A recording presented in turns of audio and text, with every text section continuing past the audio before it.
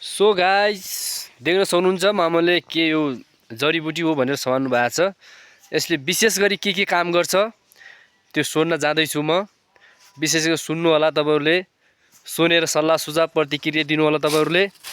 यसले मामा यो के काम गर्छ त्यो भनिदिनु पर्यो। तपाईसँग के जानकारी छ त्यो भनिदिनु पर्यो। यसले अब गर्छ हाम्रो माथि बिख खाएको, हजुर, अनि बिख खाएको गाई भैँसीलाई, हजुर, बाख्रा भेडा बाख्राहरूलाई गर्छ यसले। हजुर, ढाड्रेको पनि काम गर्छ। अनि ज्वरो आएको धेरै अब सबै काम गर्छ। विशेष गरेर यो हिमालतिरको जडीबुटी नै हो। हजुर, हाम्रो यो माथि हिमालतिर पनि पाउँछ। अलि सानो हुन्छ यो, अब गाउँघर वनजङ्गलतिर हाम्रो पाउँछ यो प्रशस्तमा। प्रशस्त पाउँछ। हजुर।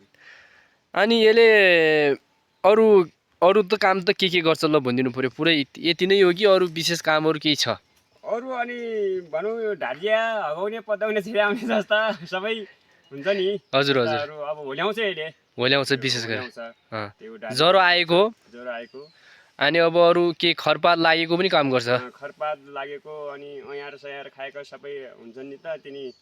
हजुर हजुर। हो त्यस्तैको लागि यो जडीबुटी चाहिन्छ भनेर ल्याएको छु। हजुर। विशेष गरी यो तपाईको भेडा बाख्रालाई हैन? हजुर। ठीक छ ठीक छ। यो औषधि खायो चाहिँ हगाउँछ पनि पदाउँछ पनि, छिराउँछ होल्याउँछ। एकदम एकदम ठीक छ। धन्यवाद तपाईलाई।